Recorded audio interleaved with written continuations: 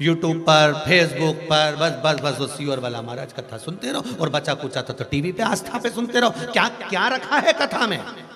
क्यों अपना समय बर्बाद कर रहे हो कथा में जाकर? क्यों समय बर्बाद करते हो कथा सुनकर? तो उनको कह देना ये समय बर्बाद नहीं करा है, ये समय को हमने मूल्यवान बनाने का प्रयास करा है। हाँ, अब उससे पूछो कि तू बोल रहा है कि कथा मत सुनो तो हम क्या करें, वो भी बता दे, वो भी तो बताओ करना क्या है। तो कि घर में काम करो तो कराना, रोटी बनाई, पानी भरा, मटका मांजा और भांडा मांजा, झाड़ू लगाई, ये सब तो करा। तो क्यों और भी काम पड़ा है? ठंड पड़ रही है, सिलाई लेके बैठ जाओ, ऊन का स्वेटर बना। और बोल क्या करे? तो कि स्वेटर तो घना पड़ा है मेरा बनाया हुआ, मैंने खूब बना लिया। और बोल क्या करना? तू बता दे जो करूं मैं, बोल।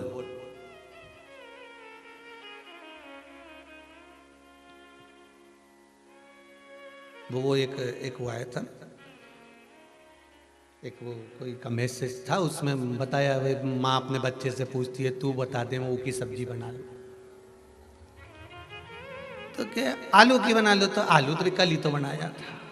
तो तू बोले सो मैं बना दूँ, तो के बैंगन की बना, बैंगन तो सड़ा हुआ आइडिया है। तू बोले सो मैं बना दूँ, तो के लौकी बना, लौकी अब थारा पिताजी के नहीं बाहर। तो तू बोले सो मैं बना लूँ, तो के गोभी बना लो, गोभी में कीड़ा पड़ी दिया है। तो तू बोले सो मैं बना लूँ, तो के टिंडा बना लो, टिंडा तो रिया है पर ये सब बैठाया सा आ रिया, खाने में मजा नहीं आया, स्वाद नहीं आया भी कटी। तू बोले सो मैं बना लूँ, तो के भिंडी बना लो, तो के भिंडी तो बना लूँ मैं, कीड़ा बहुत रेसा ही रिया, भिंडी भी कड़ली हो गई, नरम भिंडी रहे तो बनाने में मजा। तू बोले सो मैं बना लूँ, तो छोरा बोला हमारा भाटा बना ही ले, तू तो रहते अब कहीं करो तू।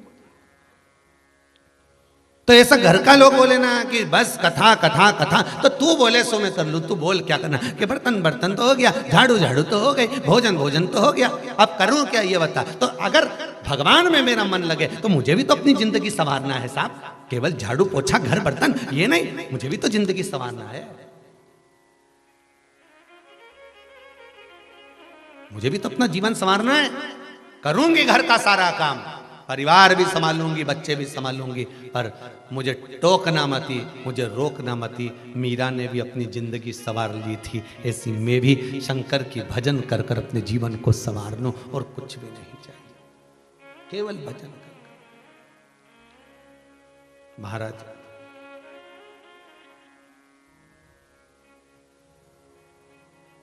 मैं केवल भजन कर कर, और बहुत है उस भक्ति को पाना, बहुत है। तुम कहते हो भोले हम काशी प्यारी है, एक बार तो आ जाओ, एक बार तो आ जाओ, काशी भी बना देंगे, एक बार तो आ जाओ, एक बार तो आ जाओ, शंभो काशी बना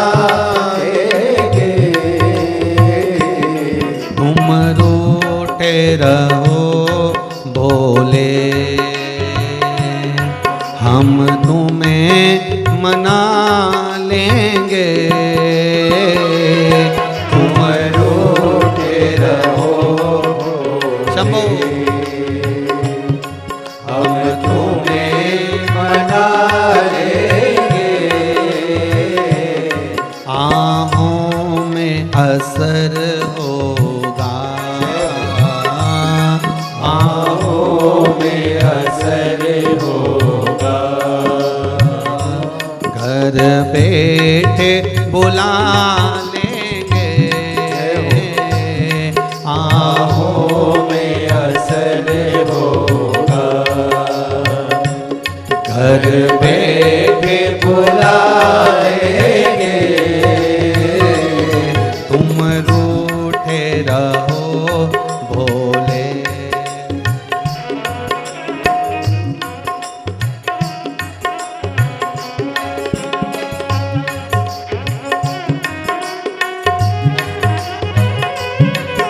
शंभो।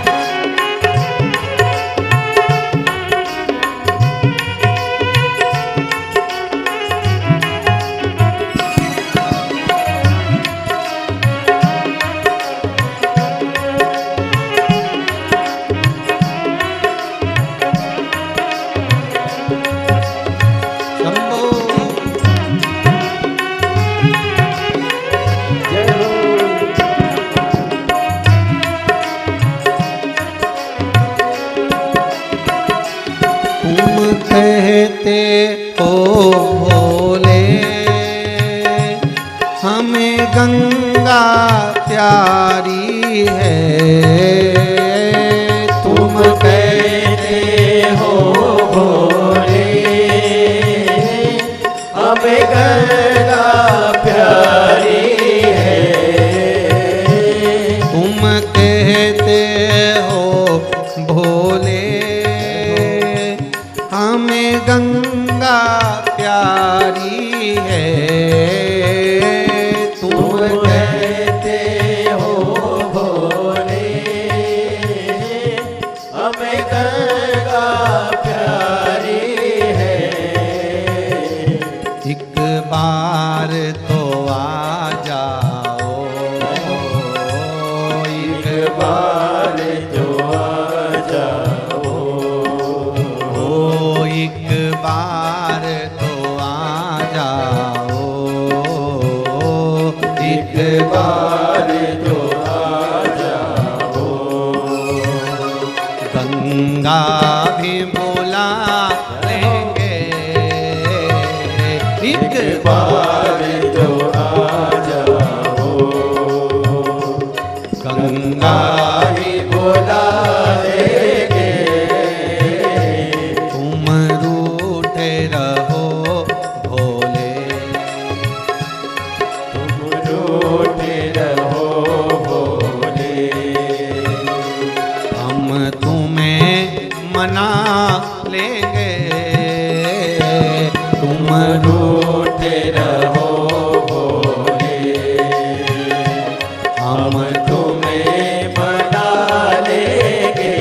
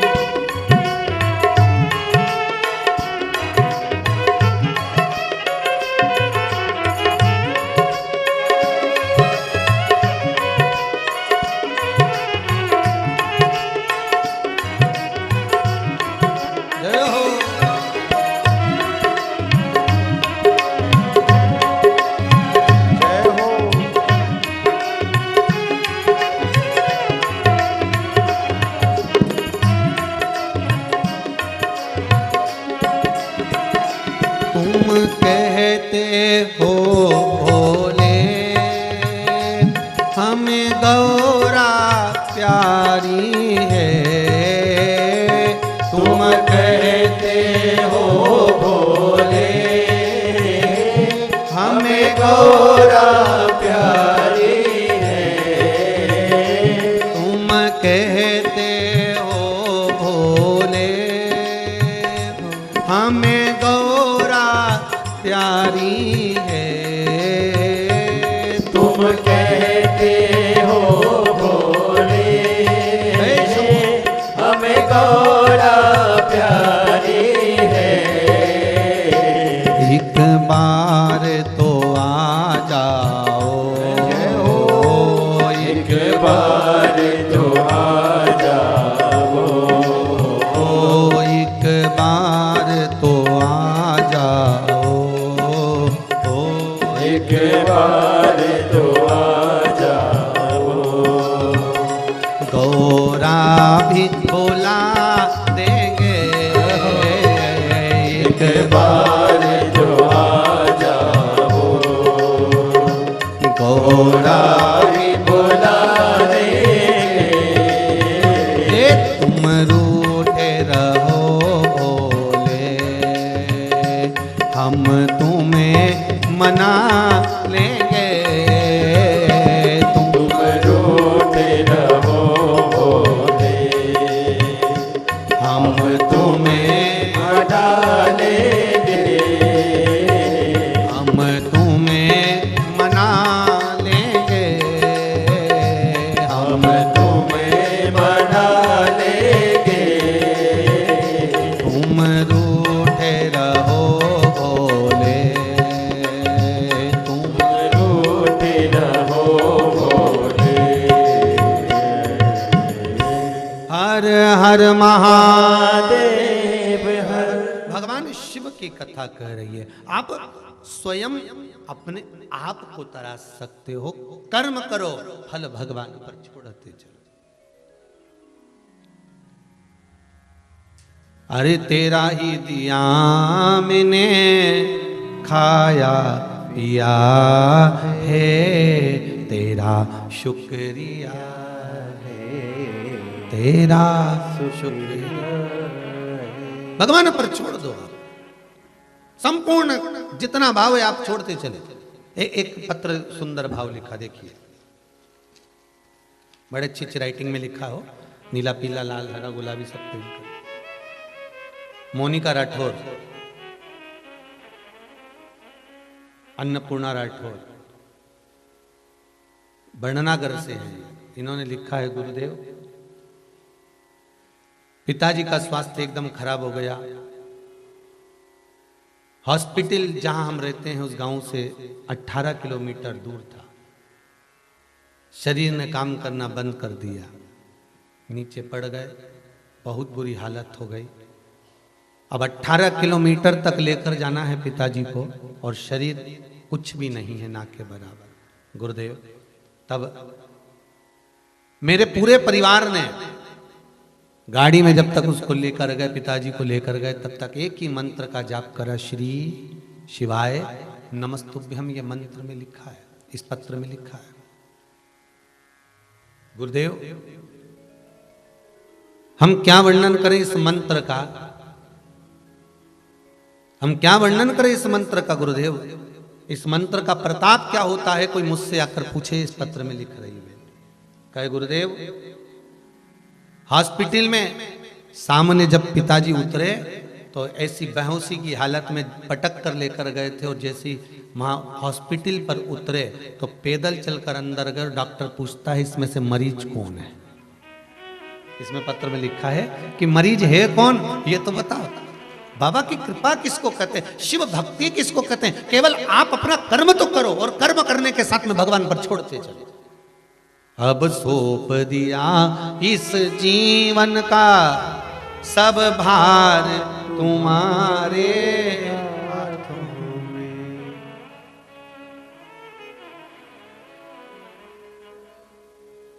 ये मन तुम्हारा है, ये समर्पण हमारा, बस हमारा समर्पण और मन तुम्हारा। अब दे दिया। सौंप दो भगवान।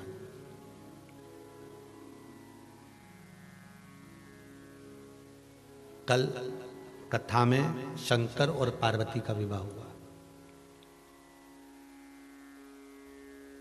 ऐसे ही हो गया है क्या? पार्वती जी ने कुछ करा ही नहीं। तब साधना कितनी प्रबल करी होगी माता पार्वती ने।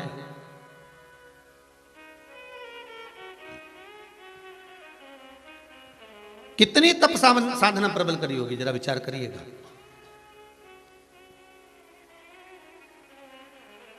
महाराज, पार्वती जी की बड़ी बहन गंगा, और गंगा ने सुन लिया था देवऋषि नारद के मुख से, अगर शंकर की भक्ति पार्वती करे और वो भक्ति करे तो शंकर इसको पति के रूप में मिले, और गंगा ने भी वो भक्ति चालू कर दी थी। आप देखिए जरा, जिस कंपटीशन एग्जाम में आप बैठ रहे हैं उसमें केवल आप अकेले स्टूडेंट नहीं हैं।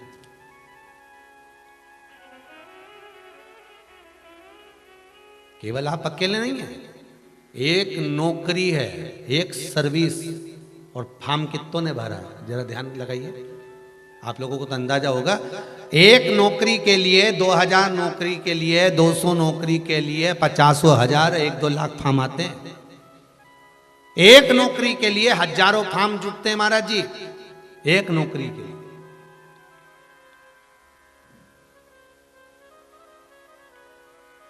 शंकर अकेले और चाहने वाले 2, पार्वती मैया भी, गंगा मैया भी। अब देखना, गंगा जी ने भी तप कम नहीं करा, पार्वती जी ने भी तप कम नहीं करा, दोनों का तप बढ़ा। तुमने भी अच्छी पढ़ाई करी, उसने भी अच्छी पढ़ाई करी।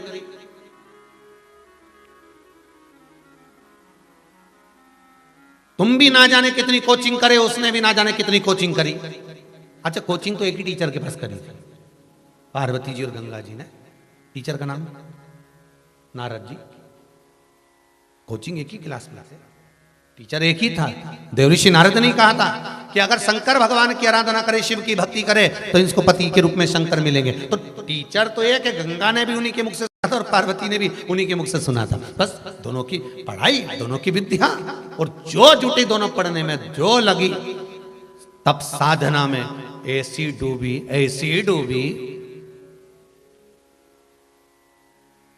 पर पार्वती जी ने एक छोटा सा भाव प्रकट करा, अपनी सखी से कह दिया।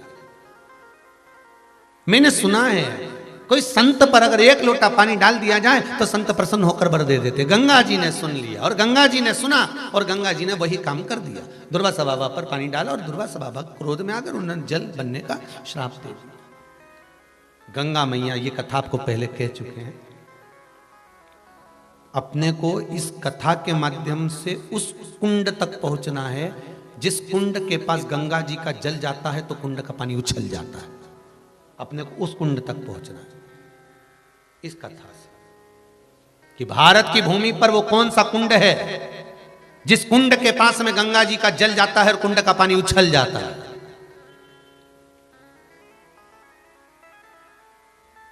जिस कुंड के पास बड़े बड़े अक्षरों में लिखा हुआ है कि यहां गंगा का जल नहीं लाया जाए।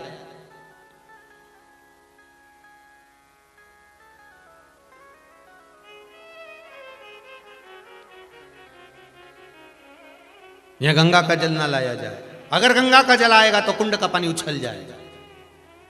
हमें इस कथा के माध्यम से, यहां तक कथा तो अपन ने सुनी कि पानी और गंगा मैया महाराज क्रोध में आ गई। गंगा ने हाथ में जल लिया और जल लेकर गंगा पार्वती पर छोड़ने वाली थी कि तूने मुझे पानी बनने का श्राप दिया है, जल बनने का श्राप दिया, मैं तुझे जल दूंगा। शिव जी ने कहा गंगा मत कर ऐसा, गंगा तू ये मत कर।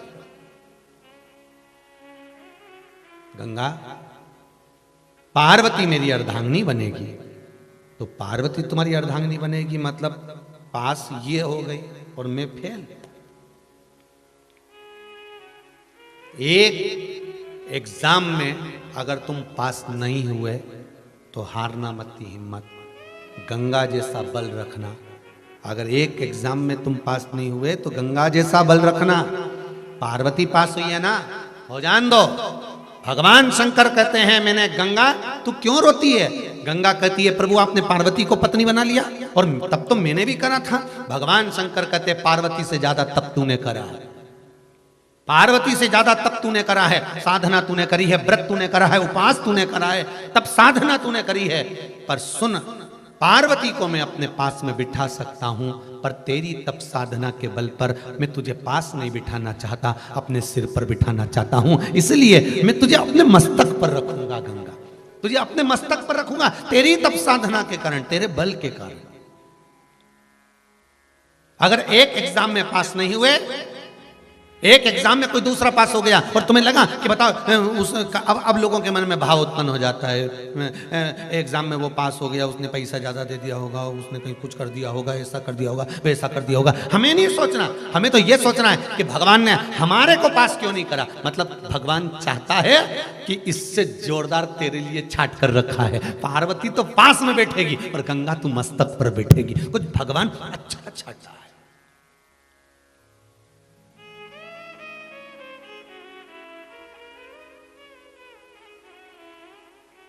कितना सुंदर पहले दिन की कथा याद रख लीजिए। दुनिया के लोग अगर आपकी बड़ाई कर रहे हैं तो समझ लेना कि भगवान प्रसन्न नहीं है। पहले दिन की कथा मानसरोवर शिव महापुराण की कथा में कहा था, दुनिया के लोग अगर आपकी बड़ाई कर रहे हैं तो समझ लेना भगवान प्रसन्न नहीं है। दुनिया के लोग प्रसन्न है। अगर दुनिया के लोग आपकी बड़ाई करें तो यह अंदाजा लगा कर रखना कि भगवान प्रसन्न नहीं है। भगवान प्रसन्न है ही नहीं। और हां, शिव महापुराण की कथा कहती है जब दुनिया के लोग तुम्हारी बुराई कर रहे हो तब समझ लेना कि भगवान तुम पर प्रसन्न है। जब दुनिया के लोग तुम्हारी बुराई कर रहे हो, कोई कहे अपशब्द, कोई कहे बताओ ये तो ढोंगी बन गया, ये तो ढोंगन बन गई, ये तो ऐसा करे, ये तो वैसा करे, मंदिर में जाके बैठी रहे, दिन भर बस यही काम करती रहे, इसके पास कोई काम नहीं है, तथा कथा कथा। जब दुनिया के लोग तुम्हारी बुराई में लग जाएं, जब दुनिया के लोग विद्वान से विद्वान तुम्हारी बुराई में लग जाए, तब समझ लेना कि भगवान तुम्हारे साथ है। तब समझ लेना कि भगवान की कृपा तुम पर है। तब समझ लेना कि भगवान तुम्हारे साथ में है। जब तारीफ कर रहे हो तो मत समझना कि भगवान तुम्हारे साथ है। भगवान नहीं, तारीफ में तो दुनिया तुम्हारे साथ होती है, पर बुरे वक्त में कोई तुम्हारे साथ होता है? जितने आस्था पर सुन रहे हो, मोबाइल पर सुन रहे हो, बड़े सावधानी से सुनना।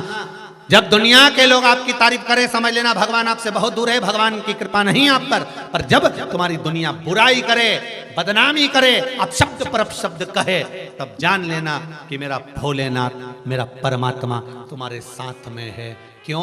क्योंकि अच्छे समय में जब तुम विधायक की कुर्सी पर होते हो, सांसद की कुर्सी पर होते हो, जब तुम कोई अच्छे पद पर विराजमान होते हो, तुम अच्छी कुर्सी पर बैठे रहते हो, तुम्हारे पास में अध्यक्ष, उपाध्यक्ष या बड़े से बड़ा मिनिस्टर आदि का पद रहता है, तो जो तुम्हारे नहीं होते वो भी तुम्हारे हो जाते हैं। अच्छे समय पर जब दुनिया तारीफ कर रही हो, जब तो दुनिया तुम्हारी हो जाती है।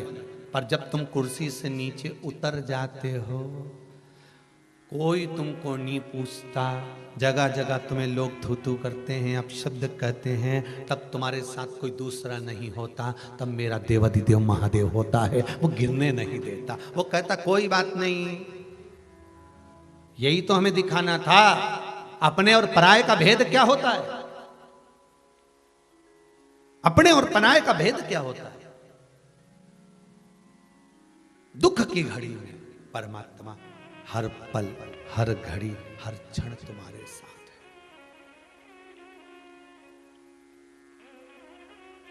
एक काम नहीं हुआ, रोने लगे। माता कुंता का चरित्र याद कर लीजिए। महाभारत में माता कुंता, माता कुंती,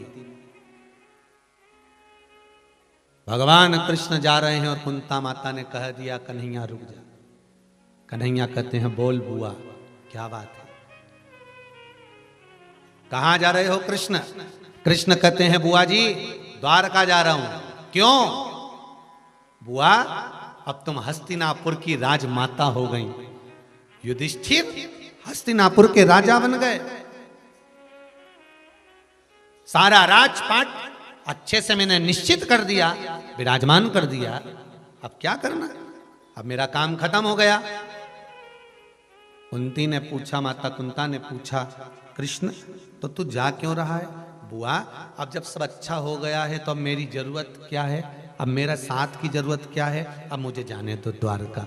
इतने में माता कुंती ने कृष्ण का हाथ पकड़ कर कहा, कृष्ण तूने सबको सब कुछ दिया, मुझे कभी कुछ नहीं दिया। कृष्ण कहते हैं मुस्कुराकर, बुआ जी भतीजे को तो बुआ को देना चाहिए, और आज बुआ भतीजे से मांग रही है। बुआ का फर्ज है भतीजे को देना, पर आज भतीजे से बुआ मांग रही है।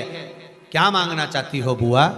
बुआ कहती है, कृष्ण सारी दुनिया का दुख मेरी झोली में डाल दो। एक कृष्ण सारी दुनिया का दुख मेरी झोली में डाल दो।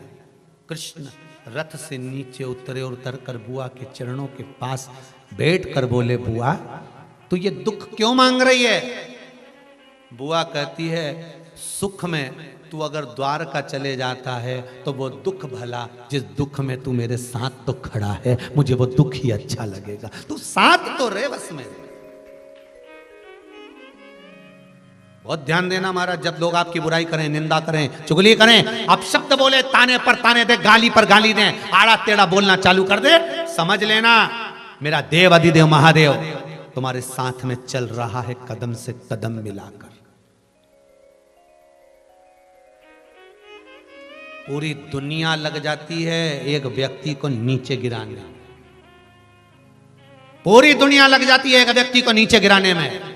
विद्वान से विद्वान, बड़े से बड़े लग जाते हैं पीछे एक व्यक्ति को नीचे गिराने में, तब कोई साथ नहीं देता। मेरा वो काशी का विश्वनाथ और उज्जैनी का महाकाल सामने आकर खड़ा हो जाता है कि हारने नहीं दूंगा तुझे, चिंता मत कर। पूरी दुनिया लगी रहती है एक व्यक्ति को नीचे गिराने में, पर दुनिया वालों को यह नहीं मालूम पड़ता कि तुम उसको गिराने का प्रयास कर रहे हो और महादेव उसको उठाने का प्रयास कर रहा है।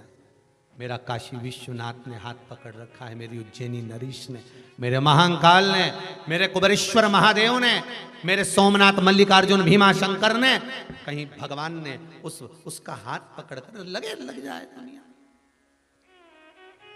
दुख में परमात्मा साथ, और शिव का चक्र साधारण नहीं है। कल कथा में कहा था कि एक भक्त ने शंकर का एक चक्र बनाकर भेजा है। एक भारत की भूमि पर एक नक्शा बना है, उस भारत की भूमि के नक्शे पर उसने बनाकर भेजा है कि यहाँ केदारनाथ, यहाँ रामेश्वरम, यहाँ मल्लिकार्जुन, यहाँ महाकाल, यहाँ भीमा शंकर। मैं चाहूंगा आस्था चैनल वालों से कि वो उसने बनाकर भेजा कि वहां से चक्र चालू हुआ, चलता चलता भारत की भूमि पे जिस जिस प्रदेश में जो जो भगवान विराजमान है वहां वहां उसने स्थान दिया, और स्थान देने के बाद में आखिरी में लाकर कुबेरेश्वर धाम पर उस बिंदु को छोड़ दिया कि कुबेरेश्वर धाम मध्य प्रदेश के उस मध्य में सीहोर के नजदीक में कहां विराजमान है, वो बिंदु पर लाकर छोड़ दिया कि यहाँ है ये कुबेरेश्वर धाम, अर्थात केंद्र पर लाकर छोड़ दिया कि 12 ज्योतिर्लिंग का मध्य कुबेरेश्वर धाम को मैं कहूंगा दर्शन कराएं एक बार टीवी पर, कि उस बच्चे ने जो बनाकर भेजा कि ये गुरुजी ये पूरा 12 ज्योतिर्लिंग और यहाँ है ये कुबेरेश्वर महादेव। मतलब शंकर ने निश्चित कर रखा था कि मुझे इस भूमि पर, इस जगह, इस स्थान पर मुझे बैठना है और दुनिया के दुख हरना है, ये शिव निश्चित कर चुके थे।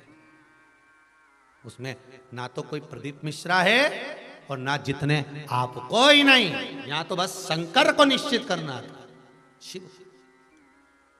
और इसीलिए मैं आप सबको कहते हैं, हम तो बार बार कहते हैं, आप अगर 1 रुपया भी गौ माता को दिए हैं, 1 रुपया भी आपने अगर शिव मंदिर में लगाया है, कुबेर भंडारी में अगर आपका धन लगा है, तो हम तो कहेंगे ये शंकर ने निश्चित कर रखा था कि आपका धन इस जगह पर लगे और आपका जीवन सार्थक हो। कहीं भगवान शिव जोड़ कर रखे हैं, या शिव के सिवा कुछ भी नहीं। पहले भी कथा में कहा, कथा वाचने वाला शंकर, कथा सुनने वाला शंकर, और ये जजमान, चाहे गुप्ता परिवार हो, चाहे मंगल परिवार हो, चाहे शर्मा परिवार हो, ये यजमान भी यजमान नहीं, स्वयं शिव ही कथा करवा रहे हैं, स्वयं शिव, कोई दूसरा नहीं।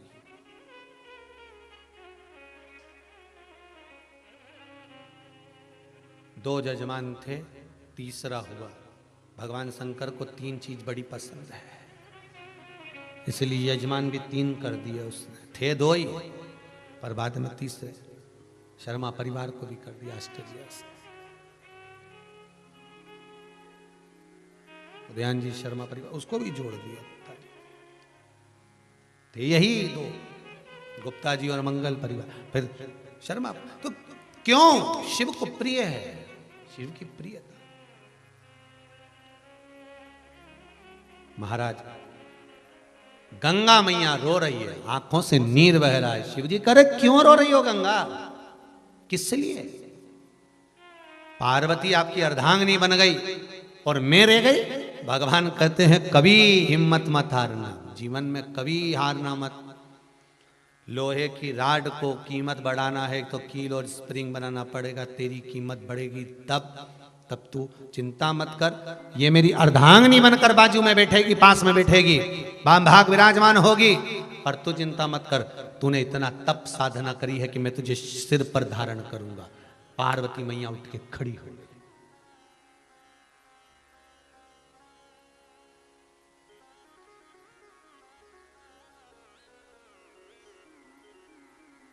पार्वती मैया उठकर खड़ी, और जैसे ही पार्वती मैया उठकर खड़ी हुई, शिवजी ने पूछा पार्वती हुआ क्या, क्या हुआ तुमको पार्वती? पार्वती जी कहती है महाराज आप गंगा को सिर पर बिठाओगे? शिव कहते हैं उसकी तप साधना आपकी तप साधना से ज्यादा है। अगर कोई अच्छा पद आपको प्राप्त हुआ है, अगर आप मथुरा, वृंदावन, गोकुल, बरसाना, काशी, उज्जैनी, ओमकारेश्वर, भीमाशंकर, केदारेश्वर, अगर आप पूरे घर के लोग साथ रह रहे हैं, 4 भाई का, 5 भाई का परिवार, 6 भाई का परिवार, 8 भाई का परिवार, 10 भाई का परिवार है, और परिवार में से अगर एक व्यक्ति नर्मदा नहाने जा रहा है, एक व्यक्ति गंगा नहाने जा रहा है, एक व्यक्ति अगर कहीं तीर्थ जा रहा है, तो ये उसके पूर्व का पुण्य है, पूर्व का पुण्य है।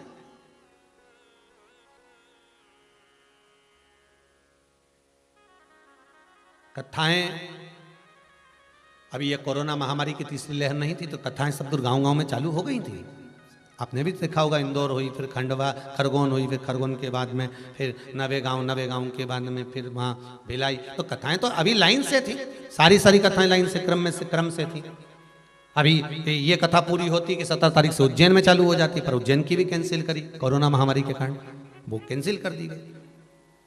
और वो कैंसिल करी तो जो ऑनलाइन जजमान हैं, जिन जिन के मन थे कि हमको ऑनलाइन कथा करवाना है, हमें ऑनलाइन, तो वो नहीं आ सकते थे, तो उन्होंने ऑनलाइन, जो बड़े रूप में पंडालों में नहीं करा सकते थे, नहीं व्यवस्था कर सकते थे, उन्होंने कहा ऑनलाइन कर दो। तो ऑनलाइन जिनको कथा मिली, आप मानेंगे नहीं, इतने प्रसन्न हो गए कि भोलेनाथ जी ने करुणा कर दी, हमारे ऊपर कृपा करी, इसलिए ये तीसरी लहर लाकर हमारी कथा ऑनलाइन करा दी। तो ये केवल शिव कर सकता है, दूसरा कोई नहीं। आप तो रजिस्टर में नाम चढ़ाकर चले गए थे कि हमारी ऑनलाइन। आप मानेंगे नहीं, कभी ऑफिस में जाकर आप दर्शन करेंगे तो लगभग 100 से 125 लोगों के नाम है ऑनलाइन कथा के, कि हमको ऑनलाइन कथा दे देना, कभी भी दे देना, पर दे देना। हम बड़ा पंडाल नहीं खींच सकते, हम व्यवस्थाएं बड़ी कैसे करेंगे इतनी पब्लिक को। अब आजकल कथाओं में भी तो मना करो तो भी तो राम जी चले आ गए। वो तो अच्छा हुआ उज्जैन की कथा कैंसिल कर दी, नहीं तो मालूम पड़े 5-10 लाख में इकट्ठा हो जाता। राम जी सब तैयारी में बैठे थे, बैग ले लेके